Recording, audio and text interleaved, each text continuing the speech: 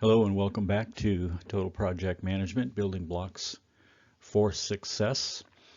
I think this next section that we're going to cover brings into focus why I called this one, Total Project Management, and the subtitle, Building Blocks for Success, because I think a lot of those building blocks are going to kind of come together in this section, Section 7, Project Control or Total Project Control. We're going to discover why that great planning that we did, the initial introduction and the framework and getting a good start, understanding the stakeholders, all of these pieces that we've been putting into place, execution, quality, are all going to come to play here as we begin to get our arms around and control the project as we go through it. And so I asked this question last time. We talked last time about what a quality project is, and we asked what will give us the best chance of delivering a quality project. All right, so we stand to deliver quality when we pull together all the elements of total project management, which is planning, execution, and a commitment to quality, and total project control. And so if we're able to accomplish that, then we'll be able to deliver on that total project. But wait a cotton picking minute here. Let's take a little bit of a timeout. This is hard. The last section we covered a lot of detail, and it's going to take time and budget to implement these things. All this planning, tasks, subtasks, subtasks, budgets, schedules. You want me to predict the future. We have scary problems and risk. We got to write it all down. Sheesh. And then dealing with teammates, let alone just doing the actual project. That's hard enough. Now you want quality. You want happy? No, you want delighted clients. All right. Well, Murphy's always right. I didn't say this was going to be easy. Total project management is hard. But the management shouldn't be more complex than the project itself per se. The objective is quality, delighted clients, and strategy, structure, and systems to get us there. And that's what total project management is. All the pieces and the whole should be there, no matter how big your project is, each episode and each chapter that we've discussed. But the details residing beneath those pieces can and should be scaled to fit the complexity of your project. It is scalable. But we can't compromise on our objective and the system, and our team has to buy in. So some non-negotiables. We need budgets and schedules, and we need a clear and agreed to scope. The project manager must understand these and the contract and the PM process. They must have full grasp of the process and the requirements. We must document and get stakeholder buy-in and commitment, and we must agree on when done is done. We agree on customer expectations of quality. It must be safe.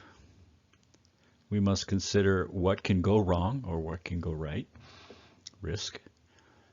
We need to track budget and schedule, and we need to communicate and learn lessons for the next project. So those are, kind of non-negotiables to this, even though within what we've been talking, there's a lot of latitude to scale.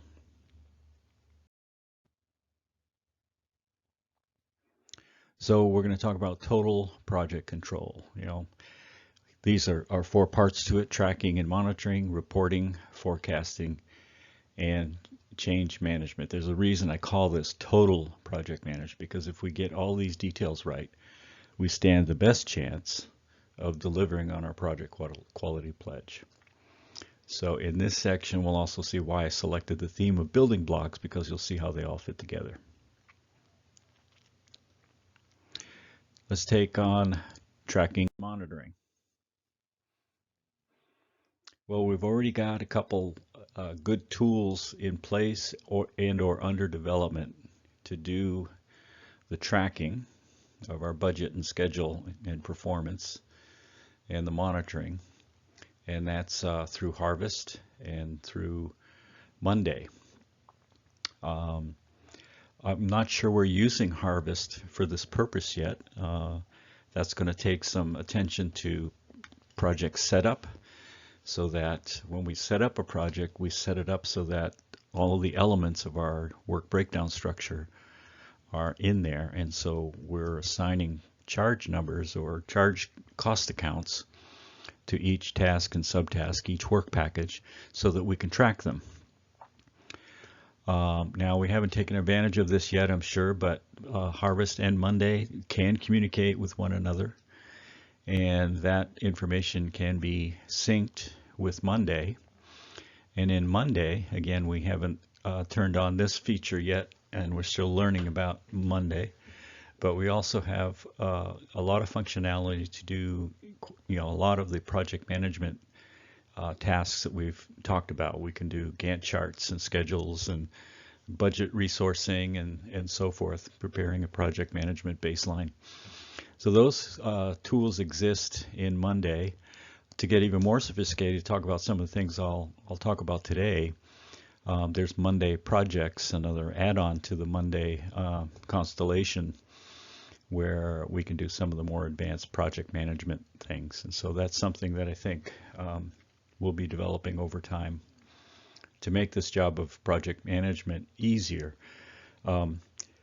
As I've always said and said before, probably in this program, you don't want to start with the software. You want to start with figuring out what we're doing first, and then get the software to work for us, rather than starting with the software and figuring it out from there. But the first step is really project setup. That's a key.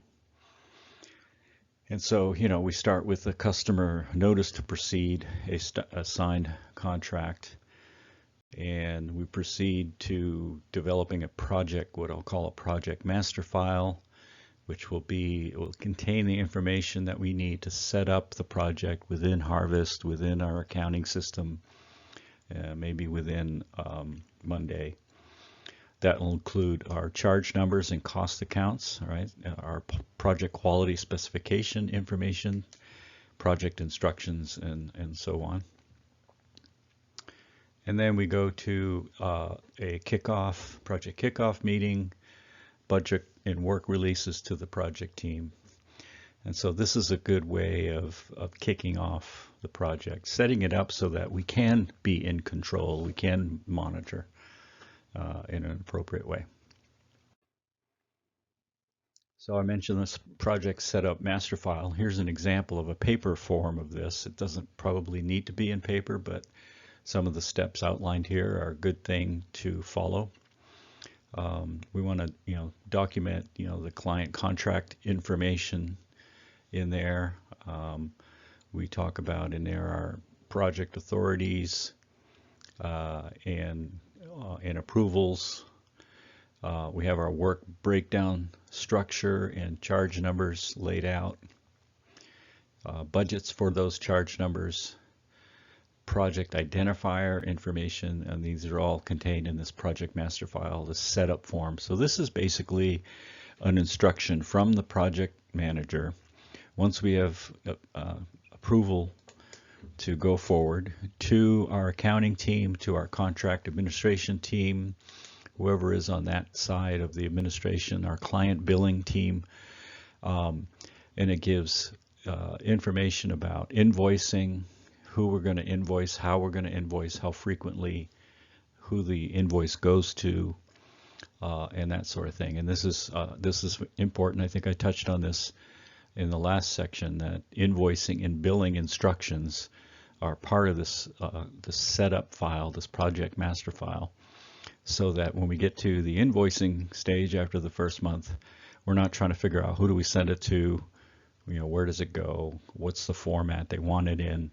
Is it electronic? Is it hard copy? Is it in triplicate? etc. We've got those invoicing instructions clearly laid out on the master file.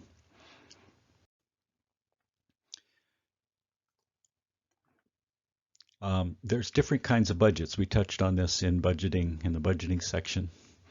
So when we set up our cost control, we're going to have distributed budgets. So those are ones where we've actually released the work. We've told our task leaders this charge number is free to charge to now. You're authorized and then directed to proceed with that particular task.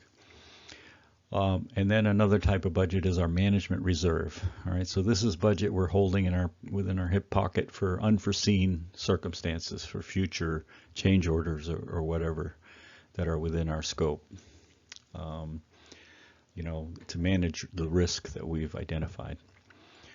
Then we have part of our budget that might be undistributed. All right, so we haven't released it yet. These are tasks that we know may come in the future, but we haven't quite gotten to that point yet, and we're going to hold back on that budget. Not going to issue a work release on that undistributed part of the budget yet.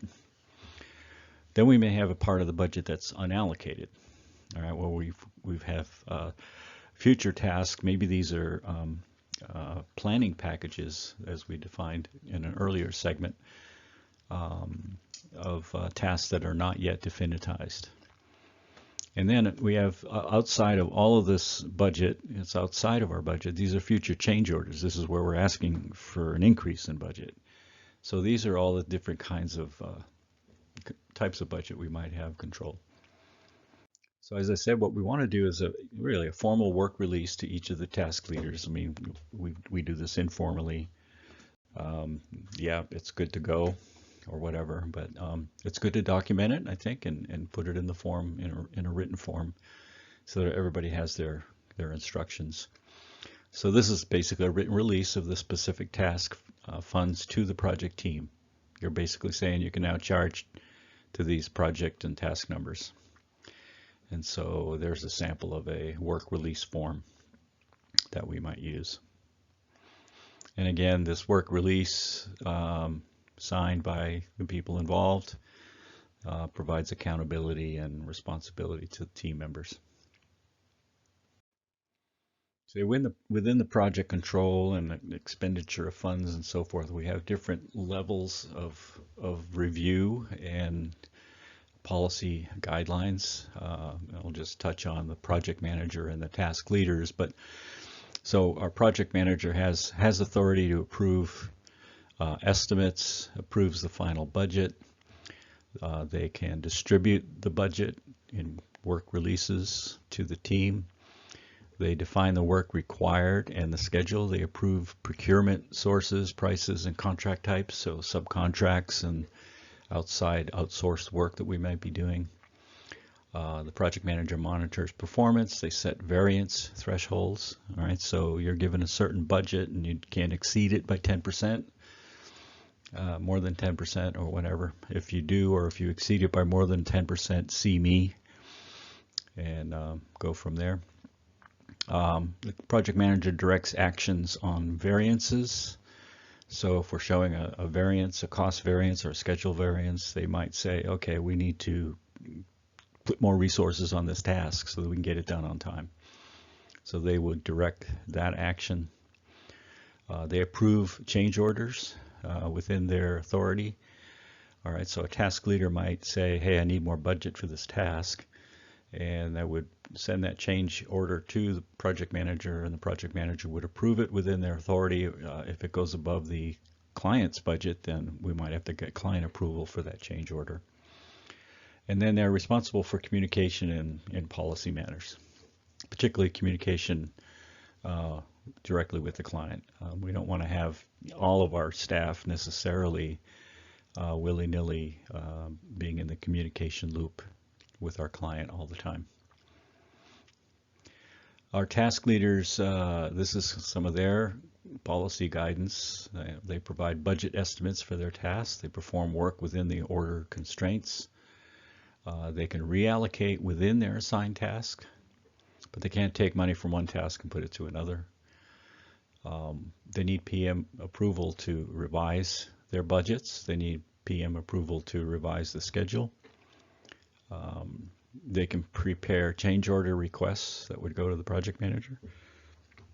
And then they develop cost and schedule variances and reports and develop corrective action proposals when we get off on variances. So kind of to summarize it, kind of the budget authorities, we had this figure in the earlier section when we talked about budget. And it starts with, you know, our work breakdown structure and our defining our work packages and planning packages.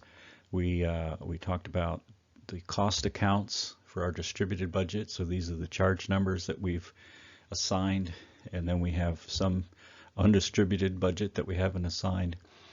We lay over the project schedule. We come up with a project management baseline, and these are all internal to the project. And then we get external to the project, where we are looking at the management reserve portion of the budget, negotiated and unauthorized work, our costs, contract cost basis, fee and margin, and contract target. So if we look at the last page here and how budgeting authorities lay, so our task leaders would be kind of responsible for these within task types of budget questions. Project manager would go within the project, but also has maybe some control over management reserve and unauthorized, unpriced work. So maybe if it's within our contract basis, they can release that work in the future. And then beyond that, we need upper management if we're going to change the contract cost basis, or decide we need some of that slice of fee and margin in order to get the project under budget. That's an upper management decision. And then beyond that, it's really a client decision. So those are some ideas about setup.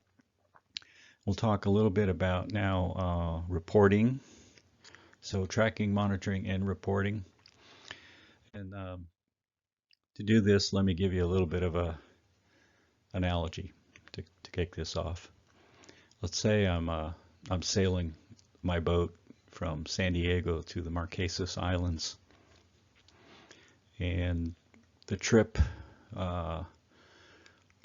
giving prevailing winds and so forth, from San Diego to Marquesas is about 3,600 nautical miles. I have a boat that under normal conditions, normal trade winds, normal weather conditions, I could get about 120 nautical miles per day. So it's going to take me about 30 days to get from San Diego to the Marquesas Islands. So I've used this in my planning, and I've planned enough provisions on board to make that 30-day journey. And I get through day 7, and I find that this is 23% of our scheduled 30-day trip, and I've gone through 18% of my provisions. Well, the crew was sick for the first 2 days because of the weather, so I haven't gone through as much as maybe I thought I might have at that point. I've also gone 750 nautical miles, or about 20% of the distance to my destination. So my question is, will we have enough provisions to make it to paradise? And that's not necessarily an easy question to answer. We're kind of mixing two things here, our distance and time and provisions. And to say, yeah, well, we're ahead of schedule as far as provisions go. We're below budget, but how are we with respect to our schedule? And so this is a complex question to ask. And to make it in the context of a project, you're working on a project, and you haven't done necessarily perfect control, and the boss comes to you and says, "Hey, how's your project going?" Well, how do you answer him?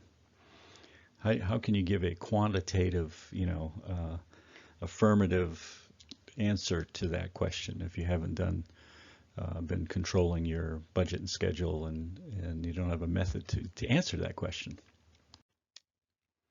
So we're going to talk about a way to answer that question, to combine the concept of schedule and budget and be able to answer that, because Budget and schedule are kind of two different things. They're kind of apples and oranges. But in the end, time, as Murphy says here, time is money. So we're going to convert the conversation about schedule and budget into basically into dollars. So we're going to talk about something called earned value, EV. So the earned value is the value of the work that has been effectively completed at a point in time using the initial cost estimates as the valuation factor.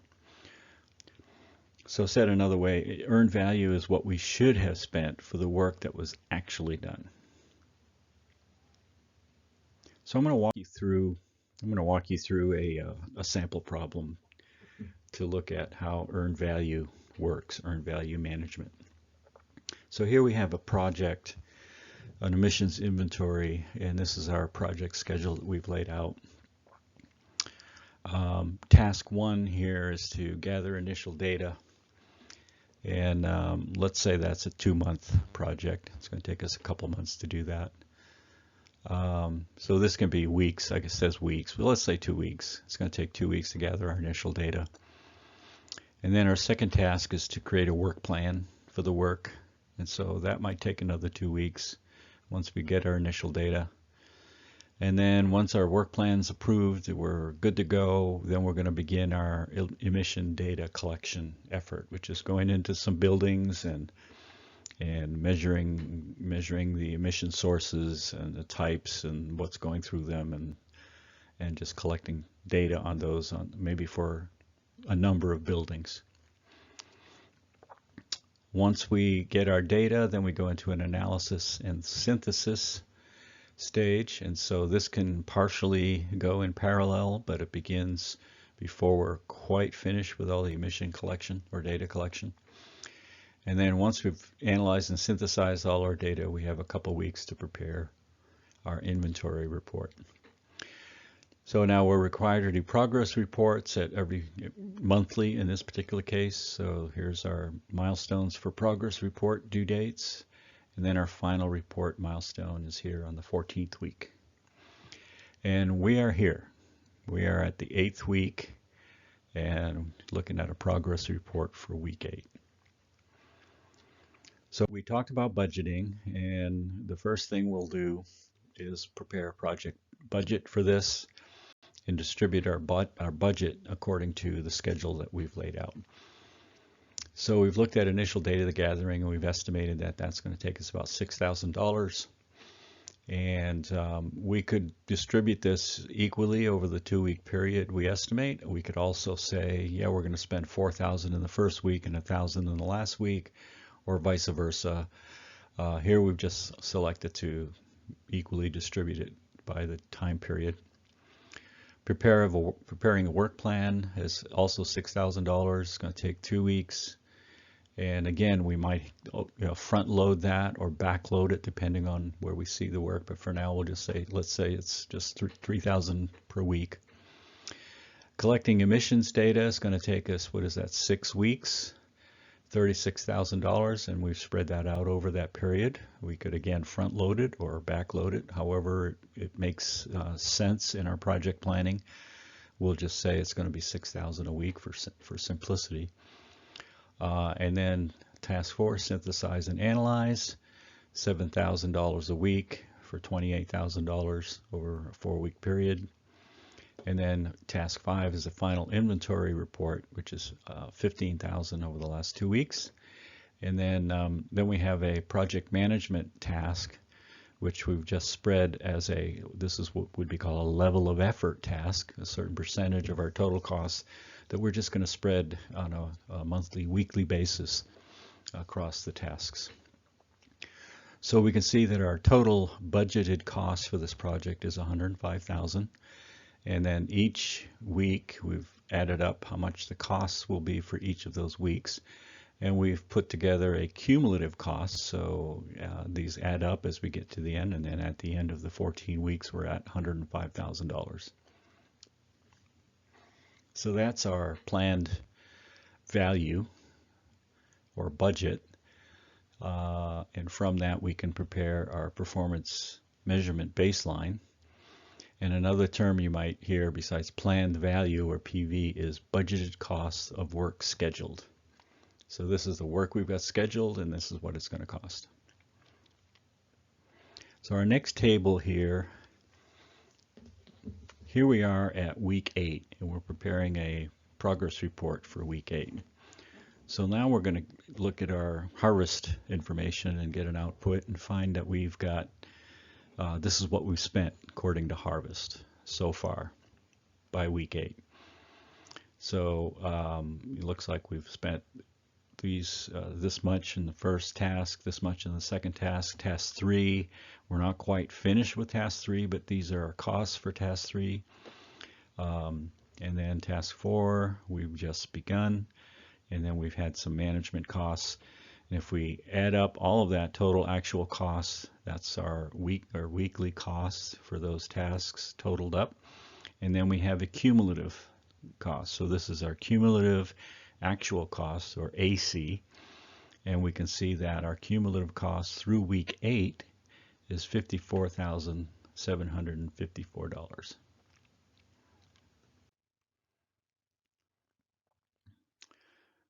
So now we're going to calculate what is our cumulative earned value for this work. And in order to do that, what we have to do is we have to take how much we've completed of each task. And so the first task here, in the first week we did 35%, in the second week we did 65%, and so that equals 100. So we're basically finished with task 1.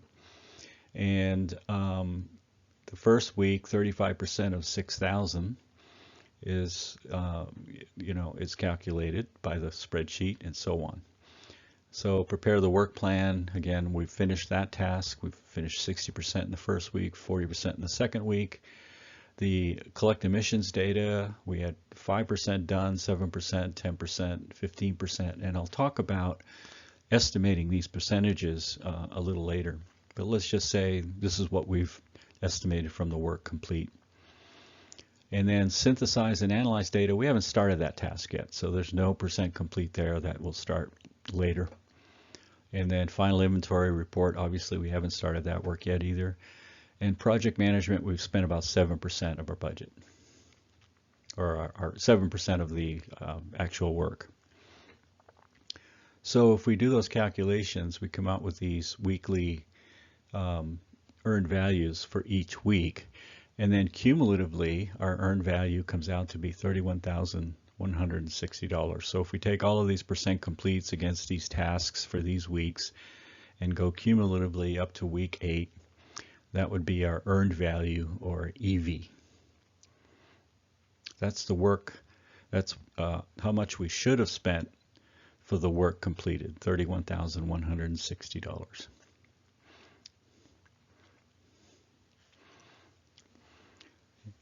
Now we'll look at our actual costs and our earned value together. So we've looked at we had our actual costs, which is this line, our AC. And then we have our earned value line, which is this line. And we're going to focus primarily on this last column because this is our 8th week progress report. And we're going to calculate some performance metrics. So the first performance metric is our cost variance. All right. So what's the difference between our earned value, what we should have spent, and our actual costs, what we actually spent. So cost variance is the CV is equal to the EV minus the AC. And that number in week 8 comes out to be minus $21,594. So that says basically that we are over budget by $21,594. Now let's look at our schedule variance. All right, so this is going to tell us how far ahead or behind schedule we are. And the schedule variance is equal to the earned value, again, minus the proposed value of the project. And if we add those numbers together, we come out with minus, again, 10,840. And so this says that in terms of schedule, we're behind schedule by $10,840. Oh wait, that doesn't make sense. We're behind schedule by dollars. Schedule is supposed to be measured in days and time. that's true. But if we measured it in days and time, we'd be kind of apples and oranges. We couldn't give an answer to where are we in the project necessarily in a cumulative sense, in a comprehensive sense. So we've converted that answer to dollars, and we're expressing the schedule variance now in terms of dollars. So this is where we should be given where we are at this point in the schedule. Now we can do a couple of performance indices here. We're going to do a cost performance index. You know, how effectively are we using the dollars? Our cost performance index is our earned value divided by our actual cost. And so we get a number out here at week 8 of 0.61. Now if our earned value was the exact same number as our actual cost to date, that number would be 1. And so that would mean we're basically on budget, right?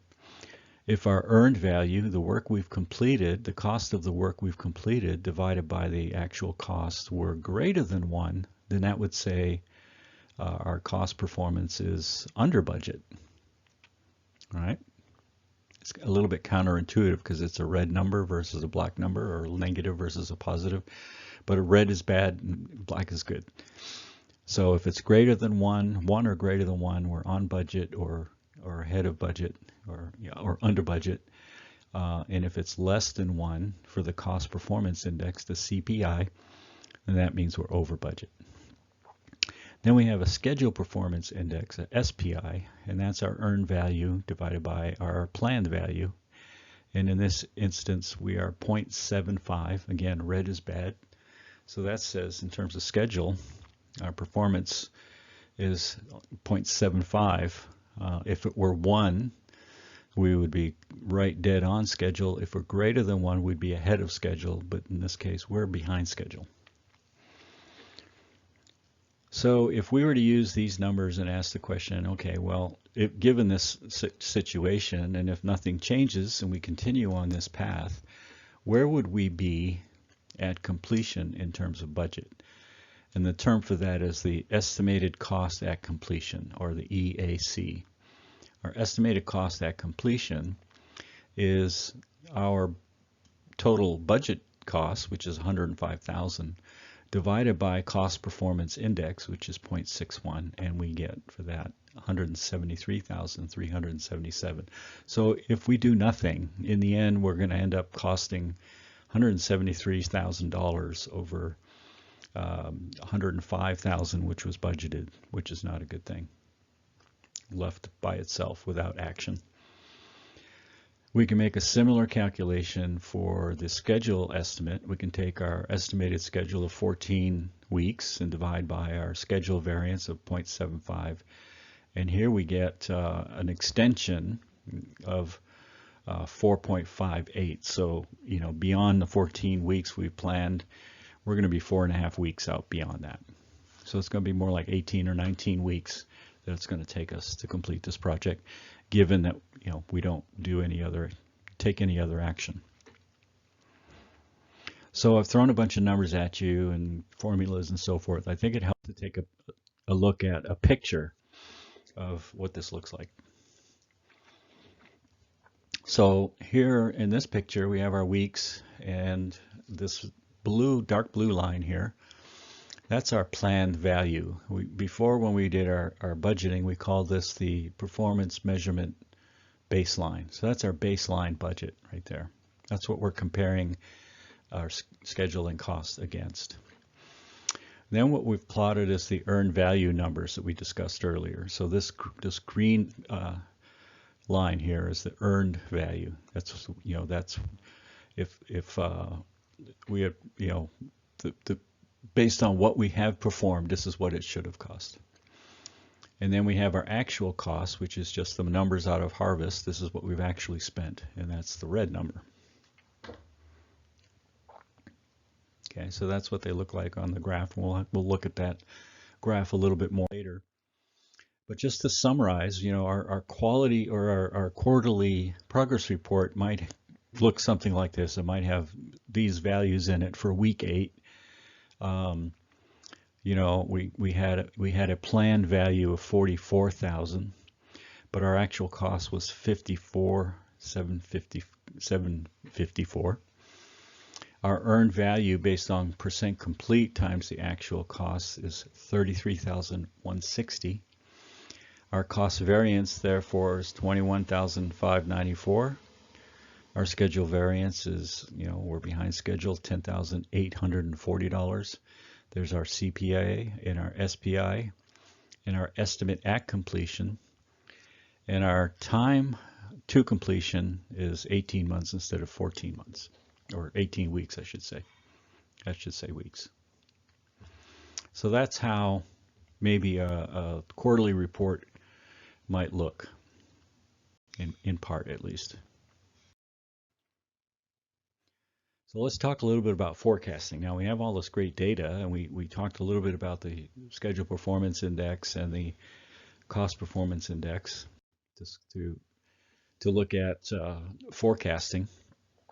So again, we can ask the question, how long will this project take and how much will it cost? Now that we're over budget and behind schedule, the critical question for this project manager is, if we go the way we're going today, how long is the project going to take and how much is it going to cost? So if we look at our quarterly report we mentioned earlier, and we have that data, and let's look at that on a graph here. And this is sort of a generic graph, not with the actual numbers in it, but you get the idea of how it works. So we might have our performance measurement baseline there. All right, that's our budgeted cost. And if we take that number at the top and go over to this scale over here in dollars, that's our budget at completion. That's what we expected to spend at completion of the project. Here we are at time T, where we're doing our report, and we've plotted our actual costs here. And now we'll plot our earned value, which is based on our percent completes. So the difference between the actual costs and the planned costs, that's our cost variance. The difference between our earned value and our actual cost is our schedule variance. And then if we want to look at schedule variance in time, if you drew a line, horizontally back to the scheduler, this would tell you, this bar here would tell you how much time we are at this point in time behind schedule. As far as prediction goes, if left to our own devices, or if we don't make any changes, we keep the current cost performance index and schedule performance index, then we can expect this budget to climb, this top line completion number to climb. And if we wanted to estimate that and report that, we would say that our estimate at completion is that number there, that 174,000. So that's our cost divided by the cost performance index. Now, that might go up beyond here as well for schedule completion, but that's another point. Now, if we make this estimate and it's up here, but we have remember we have a management reserve that we've kept in reserve for this eventuality. What if we overrun the project? But as you can see here, we've overrun past we project we will overrun past our management reserve. So there's a couple things we can do here. We can adjust what we're doing and do it faster and better and cheaper, or we can ask for a change order from the client and say, we're going to spend more than we had budgeted. But we're at week 8, so what we're not going to do is wait until we get here and ask for the change. We need to be thinking about what are we going to do about it during our progress reporting period. So this is the way we use the earned value method to forecast, and also to come up with strategies to get us back on plan, get us back on the performance management baseline if we can, or at least within our management reserve. And so this number is our estimate to complete. All right, so that's a different number. We have our estimate at completion, but our estimate to complete takes where we are today and where we think we're going to be, and that's what it's going to take from this point, week 8, until the end estimate to complete the project versus the total estimate at completion. Kind of confusing. So here's a summary of our process for total project control. And we'll talk about the different phases we've talked about. So we get this statement of work, and the statement of work begins with the RFP. We take that statement of work, we interpret it, and in our proposal we write what we're going to actually do and what we think it'll take. And then we end up negotiating, and we negotiate the final scope of work. So this statement of work is under development early in the process, and that we called our getting started phase, where we're looking at what's the goal of the project, who are the stakeholders, get agreement on what this narrative scope of work or statement of work says and what it means. Then what we go through is what I call a deconstruction phase. So we're going to take that narrative and we're going to deconstruct it into our work breakdown structure. We're going to deconstruct it into a budget and a schedule, and then that's going to produce, and that's called planning, and that will produce our performance measurement baseline. So that's the planning phase of our project: budget, schedule, performance measurement baseline, and it's not mentioned here, but also risk management plan. That's all part of planning. Then as we get into the project, we'll start monitoring our budgets and schedules. We'll be able to track our budgets and write down our actual costs at any particular point in time, and our earned value based on our % complete of each of the tasks, and construct our earned value diagrams here. And that's going to be part of our progress reporting. And then finally, that all comes into this progress reporting. So our progress report might include this graph, and that enters into our controlling the project control. So we're going to be forecasting where we are. We're going to be taking actions to prevent this increase in budget here at this time on week 8. And if necessary, we're going to be requesting change orders and changing the project so we can get back on schedule. So that's basically how the earned value works in tracking and reporting. Now, one of the problems is our client may not be that familiar with earned value, so we'll have to sort of translate these numbers into things that they'll understand, the narrative that they'll understand. So there's a number of benefits from using this kind of approach. It's a good cost management tool. It's a good schedule management tool, and by combining them together, we get over this issue of apples and oranges. If your boss says, "Where are you in the project?" you can give them a clear and specific answer of where we are on cost, where we are on schedule, what our variance is, and what do we think it's going to take to finish. Can I make it to paradise with the provisions I have on board? It's a forecasting tool for cost and schedule. Are we ahead or behind schedule? When is the project likely to be completed? Is the project currently over or under budget? How much of the project under or over the budget will be at the end? What's the remaining work likely to cost? That's the estimate to complete. What is the entire project likely to cost? That's the estimate at completion.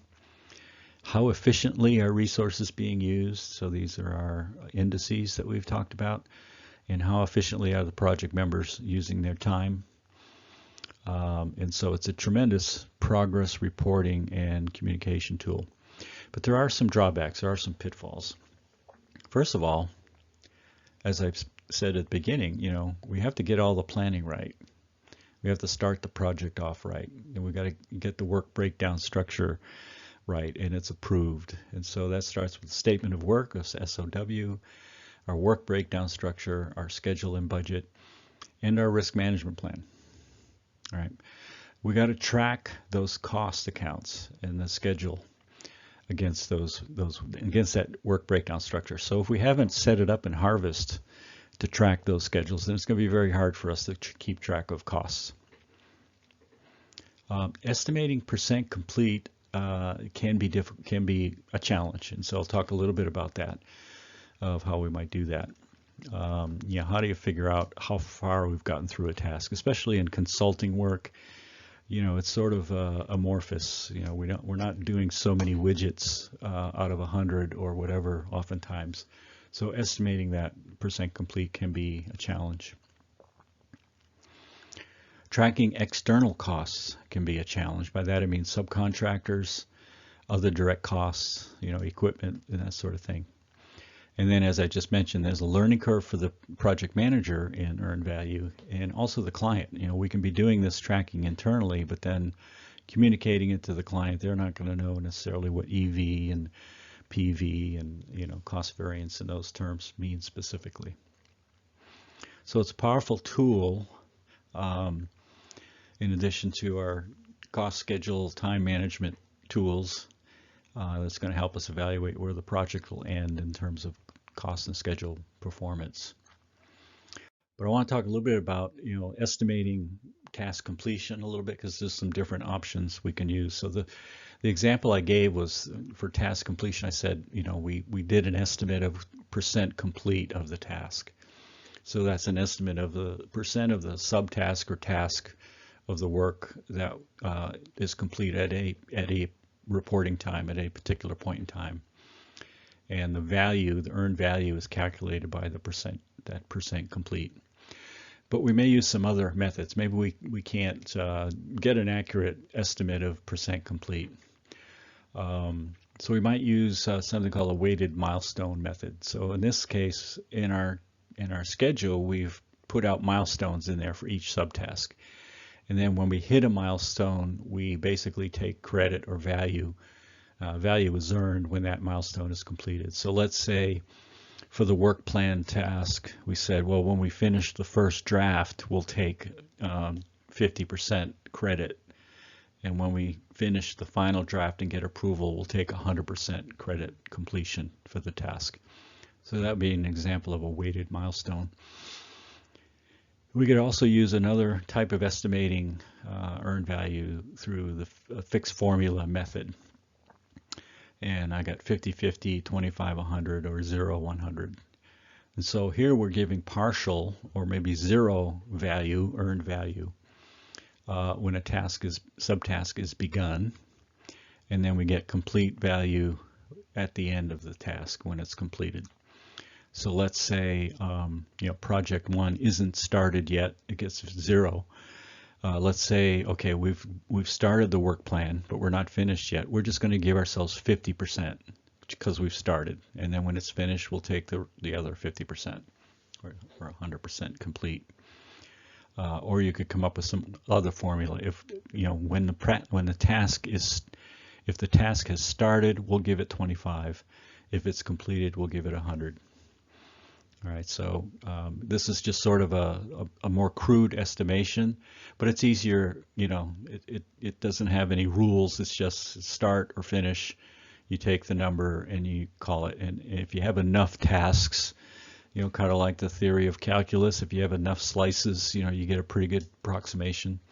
And so that's a pretty good approximation if you have lots of tasks, and you don't want to go through the effort of kind of giving a percent complete for every task.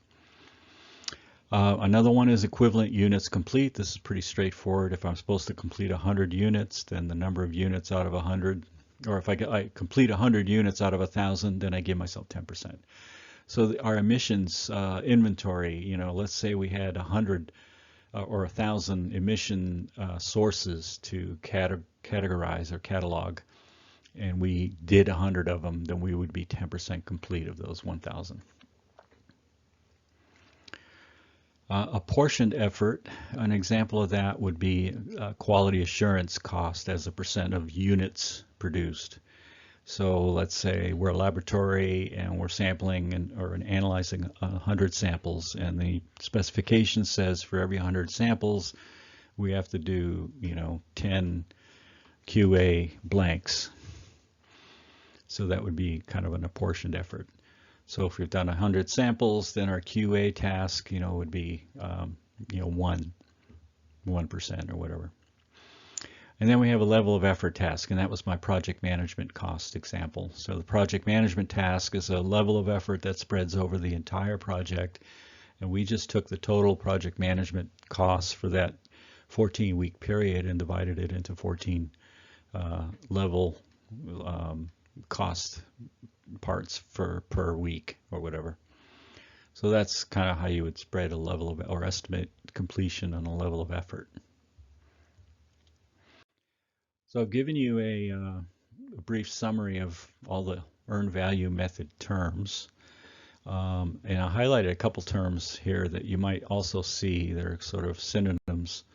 So the planned value is can also be referred to as the budgeted cost of work scheduled.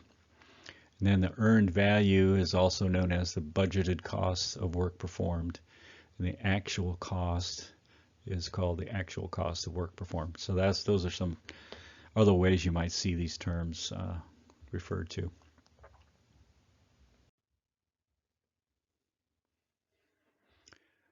So let's talk briefly about progress reporting. This might be an example of a progress report that we'd have. We'd have our earned value analysis metrics, planned value, earned value, our actual cost variances. We'd talk about our schedule variance and then analyze that problem, talk about how it impacts the project or the task, and then come up with a corrective action plan. And we look at our cost variance and so forth, and look at the impact, corrective action plan, and the impact of our estimate at completion. And so to take our example, for our cost variance, we could say, yeah, we're over budget, but since we did the difficult buildings in the first couple weeks, now that we've climbed the learning curve and the remaining weeks is going to take us less time to do the remaining task. We may know that as a project manager, so we're able to make that analysis and say no corrective action needed or whatever. Or it may be the opposite. We may have put the difficult buildings first, or save the difficult buildings for last, and we completed the easy ones first, and our cost isn't going to go down. It's maybe going to go up in the last part of that task. And so we need to analyze that problem and come up with a corrective action plan. Now, I mean, it isn't always easy to come up with corrective action. As Murphy said, best way to, here's a thing about project status reporting. The best way to avoid executives from meddling in your project is to do regular project status reports.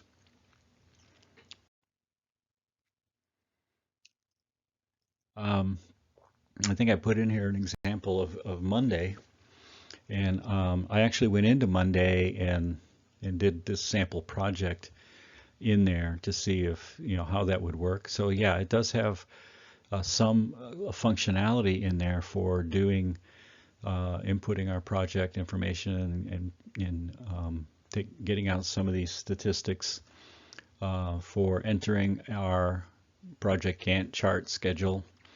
So we already have that functionality built into that program. All right, let's go into change. Now we've got our project, and we realize we need to do something because we're off budget and off schedule. And the obvious answer is to let's throw more resources at it to get it done quicker. But as Murphy says, you can't produce an elephant in 1 month by impregnating 9 elephants. So that isn't always the answer. We can't always fix this by just throwing resources at it and spending more time at it. We may have to get more, more creative about how we're going to get this thing under budget. And if we can't, then we may have a change. We may have to propose that to the customer. You may have to go to the customer with our hat in our hand and say, we're going to be over budget.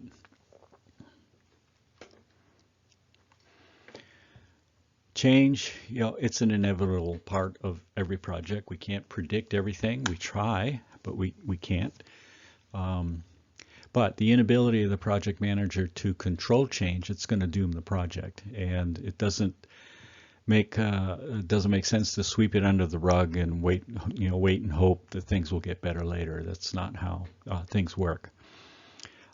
So project manager needs the authority on the project to make the necessary changes and to overrule ill-advised ones like let's just throw money at the problem. So here's a question: when is the best time to ask for more budget and or more time to complete the project? Is it at the end of the project? Is it when you're sure your estimate at completion will exceed the budget? Is it when your estimate at completion exceeds the management reserve? Is it when you know you can't meet the schedule? At our next quarterly meeting or weekly progress report, if a cost variance is shown, when do we give the bad news? When some triggering event, we talked about triggering event under the risk management section, when some triggering event causes a cost or schedule perturbation, or as soon as you feel uncomfortable about meeting the planned performance, budget, or schedule.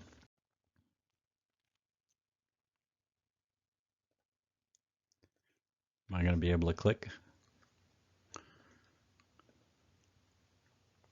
Well, here's the answer. I mean, which reputation as a project manager would you rather have? A project manager never gives us bad news. We have death by 1,000 cuts. They keep asking for more and more and more. Or they hold it, and then they come with a big correction. And or would you like the reputation of a project manager who, we never have surprises. We're always kept in the loop. There's transparency with issues. And they always come with us with a plan for correction. They don't promise perfection, but they promise proactive problem solving. I mean, that's the kind of project manager that we want to be, and that will get good reviews. We can't guarantee that always everything will go perfectly smoothly, but we can guarantee that we'll be on top of the things that we can control and provide total control of those things. So documenting change, here's an example of a request for change form. We always want to give the client a heads up that it's coming, and not to be afraid to ask for enough and avoid the 1,000 cuts syndrome. Let's make sure if we're going to do a change that we've adequately accounted for the future. We need to get the client's approval and sign off, including their contracts official if they have one, for any of these changes. So what I recommend is, as I said, it's always good to give bad news and as early as possible. And so when you're doing your progress reports, if you see that you've got some issues, maybe some information didn't come in from the client or somebody as early as you thought it would, and so you've gotten behind schedule. And it's good to have a conversation with the client, something like the following: that, hey, I think I see that we may end up going over budget. Here's some things, here's the reasons why, and here are some things that I think we can do in the next quarter to prevent that or mitigate that, and I'm implementing those things now, and I'll keep you apprised of those things. But I'm just giving you a heads up now. I'm not asking for a change order now, but we may go over budget, and I just wanted to make you aware of it. And these are the things we're doing to prevent it. And here's what you can do to help us get there. And so if you've had that conversation, then the next quarter comes along, or the time comes along when maybe you haven't gone over budget, you fix the problem. Then you can say, the conversation we had the last quarter, we're good. We took care of it.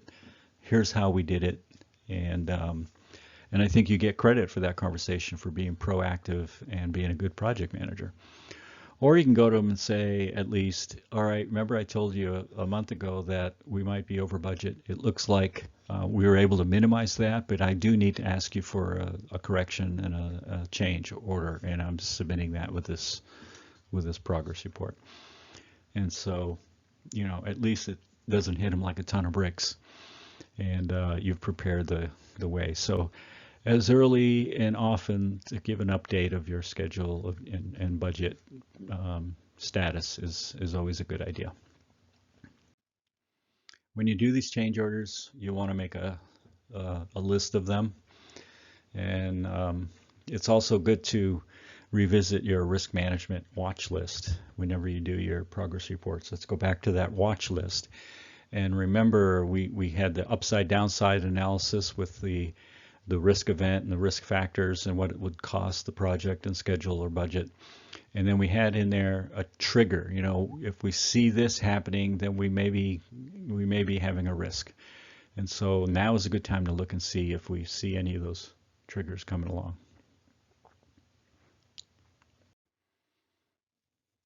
Changes in scope can be client directed, or they can be us directed, right? We're going through in our performance and we realize that we're behind schedule, or the client may come to us and say, I want you to make this change. So there's client directed changes also. So how do we handle those? A change in scope or schedule, and it might be explicit or it might be implicitly directed from the client. And what do I mean by that? Well, the client may come and say to you, yeah, I know we had 10 buildings for you to survey, but we've just added 2. We'd like to look at 2 more. So that's pretty explicit. An implicit change might be, yeah, we've got a couple sources in another building. Maybe you can just add those. They just sort of want you to add scope, and not expecting you to add any budget, but, they sort of imply that there's a change. All directed changes from the client have a value, right? Or they wouldn't have asked. They want you to perform this extra work because it has value to them. Some of those directed charges, though, have no cost. So they may say, yeah, I want you to add a couple more sources in that one building. And, we can knock those out without any additional time since we're there. But still, we call these value added, all right? So I'm not going to charge you more money for this cost. You've added 2 things for me to do, and I'm not going to charge you. That's a value added. But I want to put that on my list. I want to keep track of that. Some directed changes do have a cost, and that's going to be a change in our performance measurement budget. And so we need to ask for a change order in those. When they explicitly ask to say, we want you to add a building, well, that's going to add 10% to my cost. They may balk and say, well, I wouldn't think that would cost that much, or you wouldn't have to increase your costs at all. And then you could say, well, if the building is really important to you, what other part of the scope could we take out that would compensate? And then we wouldn't have to increase our performance measurement baseline. And then they'll say, oh yeah, okay, go ahead and increase it. Some may have a minor impact. Some have a major impact. Some may be so minor we may choose to kind of ignore the additional costs or schedule issues and just eat it, right? They may have a value and a cost, but we choose to eat it. And that's where we're trying to maintain the relationship or whatever. But we're going to still document it and get explicit approval for all major and minor directed changes, whether they have added costs or scheduled impacts or what we're going to call added value. And so we're going to track those in our change log. So this is a form where we would document the changes that we've submitted, whether they were approved, how much they were, what's the dates, what WBS task does it relate to, descriptions and so forth, and keep a log of these. And not all of them will have a cost, but they've asked for an explicit change, and we're decided to give it to them for free. And so let's take credit for that. That value that we're providing is extra value. There's no cost for you. And let's make sure that we've accounted for it, we've listed it, and we're taking credit for it. Now, when we have change, that's going to change our estimate to complete, estimate at completion. Maybe it's above our management reserve, so we've got to go ahead and ask for a change order if we want to get paid for that work. And now, what's happened on week 8, if we've got that change approved, now we have a new performance measurement baseline, and we need to basically re-baseline the project. And so now we've jumped up and we've drawn that number out here, and so our future performance or status reports are going to be based on that new baseline. So that's called rebaselining the project. And that's when we get change orders that bring us to a different estimate of completion or a different schedule. So that kind of sums up earned value discussion and change management and those kinds of things. There's a couple special topics when we have outsourced resources involved, and this is important for us because a lot of what we do we've outsourced to partners and subcontractors and consultants and affiliates. You know, anyone that's not in direct control and under the peak payroll would be considered outsourced. And even though they're affiliates and they're not on our payroll, but you know, they're doing other things, and so they get to decide what their priorities are, and so they're not really under peak control necessarily. And so that would still be what I would call outsourced resources. So we have a couple things we have to be aware of, and you know, these it takes time, and you know, we need to be aware of that time and budget for it and task for it and so forth. So here's a multiple choice question for you. Using outside services can help you meet schedule. It can provide needed resources. It can provide essential components or skills that we need for the project. D, it can enhance our capabilities. E, it can spread our risk. Remember, we talked in risk management about risk sharing and risk handoff. This is a way we can spread our risk or share our risk to other entities. And F, it can cause major headaches. And that's all of the above basically is true here. So we need to be aware of the extra work involved. We have outside resources we have to bring on board.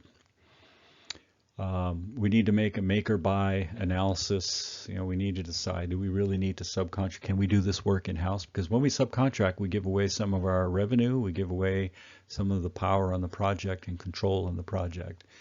So it's important to make sure we think about, can we do this or do we have to sub it? Getting bids, you know, what kind of contract are we going to use? Is it going to be a purchase order or a subcontract? What kind of lead time do we need to build into our schedule to do this so it doesn't affect our overall project schedule? And then managing our subcontractor. These are all factors that we need to be aware of in total project control, the outsourced work that we are counting on to complete the project. So there's some planning involved. We need to put together a request, you know, or how are we going to evaluate the proposals? What are going to be the terms and conditions that we put in those contracts? What's their schedule and what's our schedule? What are any special legal or safety requirements that need to be in there? Are we going to get competition? Because that's going to take a little more time, is to get bids from 3 bidders and pick the best bidder and so forth. Our subcontracting can be a way to exercise our equity and diversity and ethics programs. And by ethics, I mean things like, you know, we don't want to be subcontracting the people that provide a direct benefit to us personally. That would be an ethical no-no. Figuring out the contract type, the bid due date, proposal format. These are all things we need to think about planning when we're outsourcing work to others. Do we use a contract or a purchase requisition? Well, you can use a PR or a purchase rec. for standard off-the-shelf things, but we're probably going to want to subcontract if it's for services, for any major portion of our statement of work. You know, if we've got, you're going to handle this task or this phase, that's probably should be under a subcontract so that we can put in some accountability measures in that contract. Anything involving construction activities probably should be a subcontract. And then if there's potential liability that we're incurring as a result of our subcontractor's work, then we need to make sure that we have a contract that has liability that spreads that risk. We can have different contract types. We went over these before under our contracts, but there's lump sum, cost reimbursable, unit price, and we talked about the benefits and advantages and disadvantages of each of these, and they're the same for when we're subcontracting, only in the opposite direction. Good old Murphy, having a subcontractor doing work for you at your direction without a subcontract in place is your worst nightmare, or one of them. Here's some project control considerations when you're using outsourced work.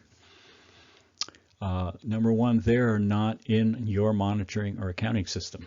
All right, so we need to give them extra time to collect progress information, budget and schedule information.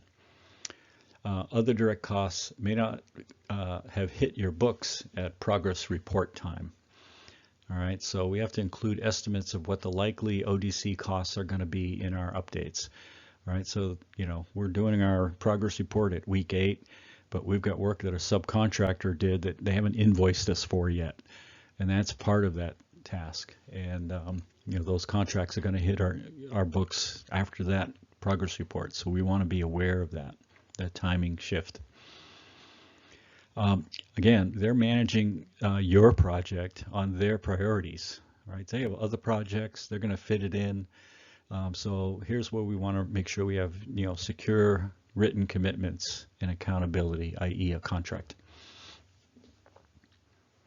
We want to make sure to include progress reporting in their deliverables, and so we're going to want to ask for delivery of their progress report well before ours is due, so we can include that in ours. We want to consider having subcontracts report using earned value measurement, and you know that's kind of an objective, unvarnished view of the project status. The story I told before, the project manager comes to you and says, "How's your project going?"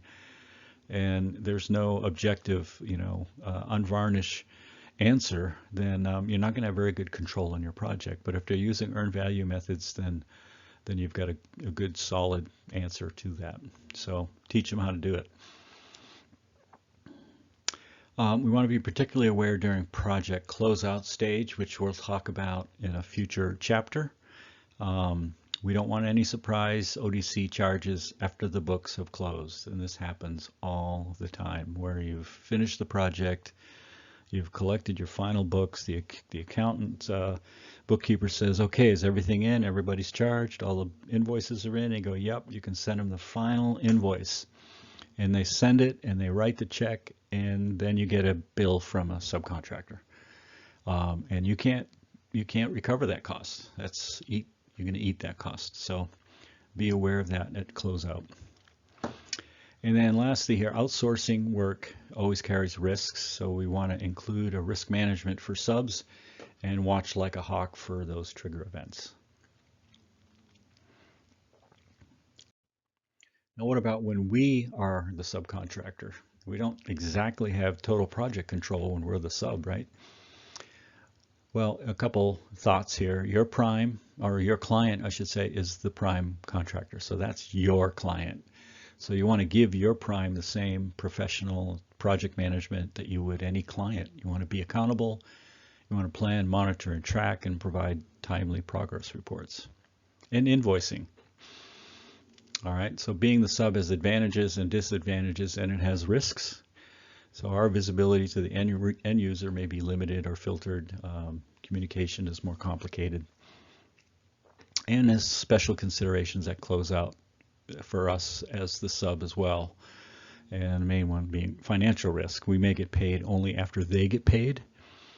And so we want to plan our cash flow for a net greater than 30-day payment, because we're going to submit our invoice to them, and they're going to submit their invoice to the client, and the client takes 30 days, and then they're going to take 30 days to, it could be 90 days before we see our money. So again, a reason for having a contract, we want to have payment terms clearly stated in our contract in a situation where we are the sub. So that's total project control. That's the end of this chapter. We talked about tracking and monitoring. We still need some development for Harvest and Monday, our tracking tools, but the tools are there, and we can take advantage of them, and we can do that with good project setup. We talked about work releases. We talked in depth about the earned value method, earned value management, project measurement baseline, the planned value, the earned value, cost and schedule variances, and reporting, progress reporting. And we talked about change management. What can we do when we see that budget or schedule is going to change? We want to document it, special considerations for client-directed changes, and then rebaselining the project measurement baseline. And then lastly, we talked a little bit about controlling outsourced resources. So what's next? As always, some questions for you. What was one key takeaway from today? What's one burning question you have today? I suspect there'll be many. How can you use this on your projects? And next time, we're going to talk about project communications and closing, getting close to the end here. So here's a few questions to ponder. What are some challenges to crisp communications? I like that term, crisp communications. When do we know when we're done? And what are 3 things we need to do to close a project? So that's it for today. We'll see you next time. And we'll be talking about project closing and communications and project closing. So see you then.